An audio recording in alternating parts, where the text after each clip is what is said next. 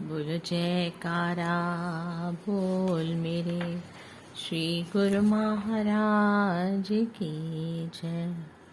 श्री अमर ज्योति दर्शन ग्रंथ श्री आनंदपुर। आपके श्री चरणों में सत्संगी महात्मा जन सत्संग आश्रम पर होने वाली कई वार्ताएं विनय करते। आप उन्हें ध्यान पूर्वक सुनते और उन्हें क्या ससुचित उत्तर दिया जाता, इस विषय में सब जानकारी लेते।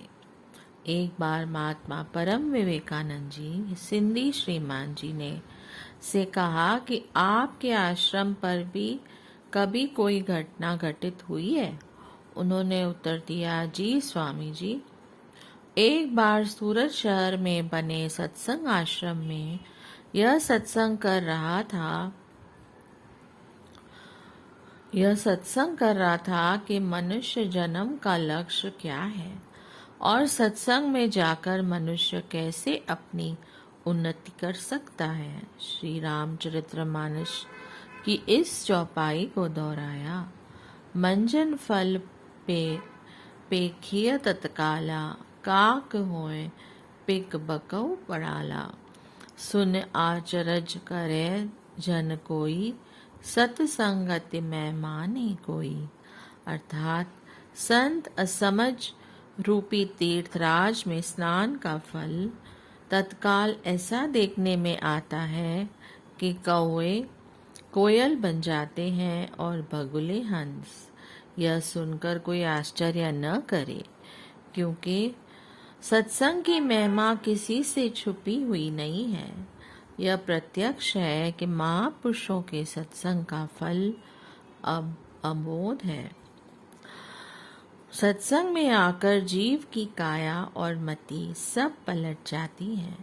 सत्संग के प्रभाव से जीव के अंदर जागृति पैदा हो जाती है और उसे असलियत का ज्ञान हो जाता है, सत व असत का विवेक हो जाता है।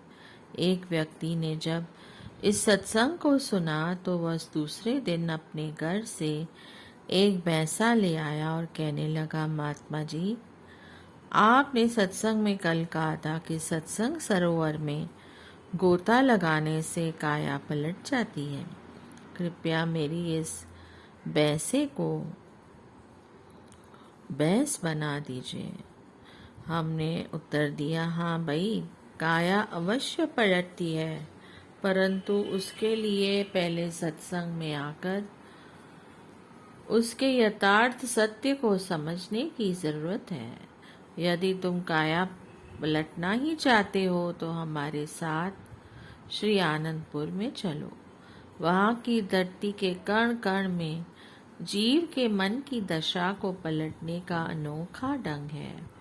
पहले श्री आनंदपुर दरबार के इस आश्रम में आकर सेवा करो, महापुरुषों के बताए हुए नाम का सिमरन करो। पुनः स्वयं ही जान जाओगे कि कैसे शीघ्र मन से माया का आवरण दूर हो जाता है और काया पलट जाती है। कौवा हर समय kaa करता है, जिसकी भाषा किसी को भी पसंद नहीं। वह हमेशा गंदगी में ही चोंच मारता है, जबकि कोयल अमराइयों पर झूमती हुई आमों के मीठे रस का आस्वादन करती हुई मीठे राग अलापती है और उसका राग सबके मन को मोह लेता है।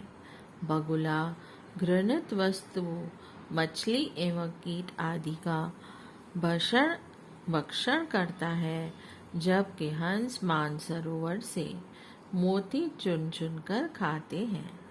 इस प्रकार सत्संग के प्रभाव से मनुष्य की प्रवृत्ति भी कोयल और हंस जैसी बन जाती है। पहले उसके अंदर विषय विकारों के निम्न ख्याल भरे हुए होते हैं, परंतु सत्संग में आकर वह भक्ति रूपी मोती एकत्र करने लगता है।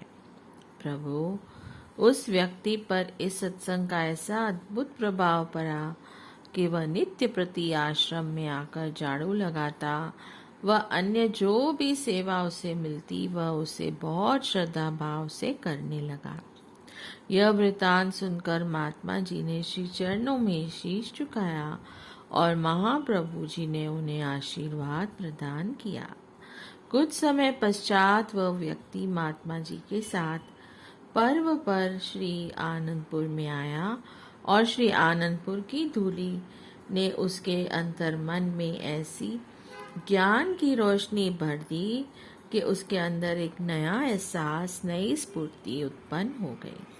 थोड़ी देर पश्चात वह श्री दर्शन हेतु हॉल कमरे में पहुंचा। वहां बैठे महात्मा जन एवं गुरुमुखों के चेहरे उसके दिल दर्पण में एक विशेष भक्ति का प्रतिबिंब बनकर उतर गए। श्री सद्गुरुदेव जी महाराज जी ने तेजोमय नूरानी श्री दर्शन करते ही उसकी अंतरात्मा दिव्य आनंद के महासागर में डुबकियां लगाने लगी। सत्संग प्रवचनों ने तो जैसे उसके जन्मों के बंद कपाट खोल दिए। सत्संग की समाप्ति के पश्चात वह जब मत्था टेकने श्री चरणों में उपस्थित हुआ तो आपने सहज ही फरमाया कि आओ भक्त जी, क्या हाल है। उसने क्षमा मांगते हुए विनय की, प्रभु सचमुच ही आपने हम अज्ञानी जीवों के कल्याण के लिए यह जगह सत्संग आश्रम बना दिया है। महापुरुषों के उपकारों का ऋण नहीं चुकाया जा सकता। यहाँ आकर जो आत्मिक सुख मिलता है उसकी महक से अंतर मन प्रफुल्लित हो जाता है। जीव की काया भी पलट जाती है। यहाँ के शांतमय वातावरण में आकर पुण्य बाहर जाने को मन ही नहीं करता। यह मेरी अज्ञानता और भूल थी जो मैंने भैंसा लाकर उसे भैंस बनाने के लिए महात्मा जी को कहा। श्री प्रभु जी ने फरमाया, महात्मा जी से उस भक्त के विषय में सारा वृतांत पूछा। श्री वचन हुए, भक्त जी, यह सब सत्संग की महिमा व प्रताप है।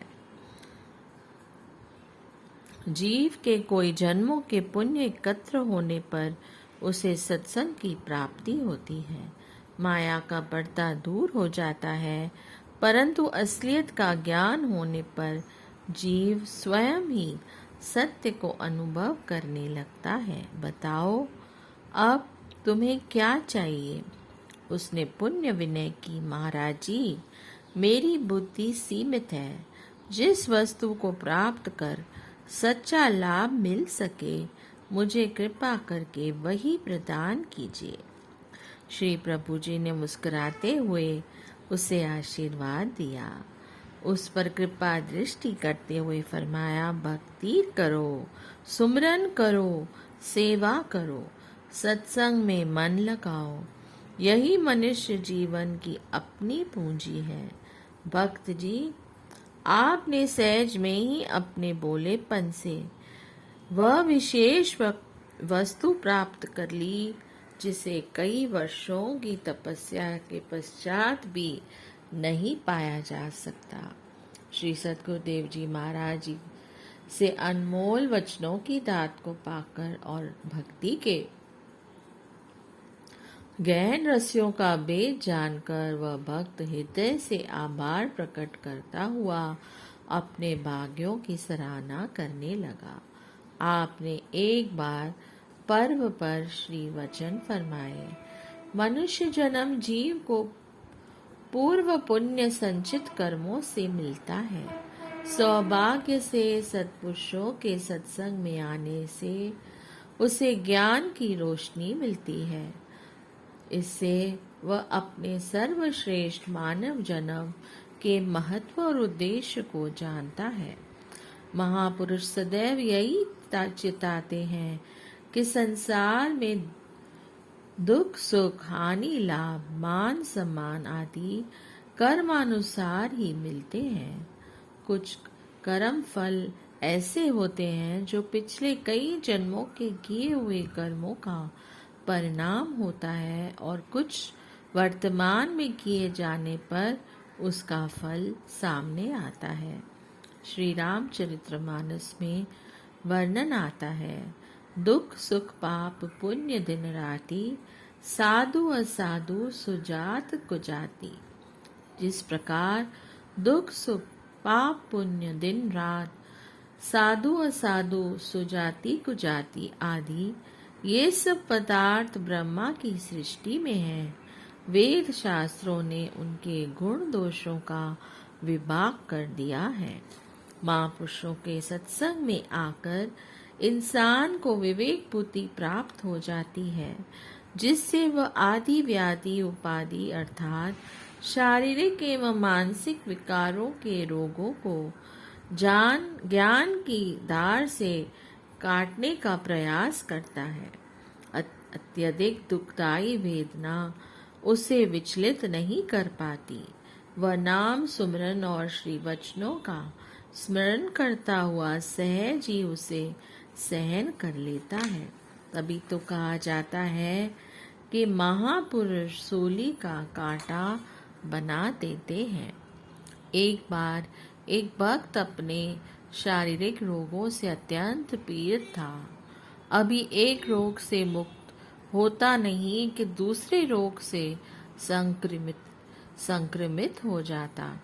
उसने मन में ठान लिया कि इस बार तो मैं अवश्य ही श्री प्रभु जी के चरणों में मुक्ति मांगूंगा।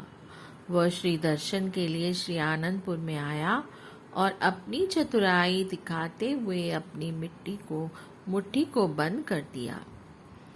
उसने विनय की, प्रभु अब तो मैं अपने शरीर से बहुत निराश और असहाय हो चुका हूँ। असहनीय दुख बार बार मुझे बेचैन करने लगते हैं। अब मुझे केवल मृत्यु ही दीजिए। मैं इस मुट्ठी को तभी खोलूंगा जब आप मुझे मृत्यु का वरदान देंगे।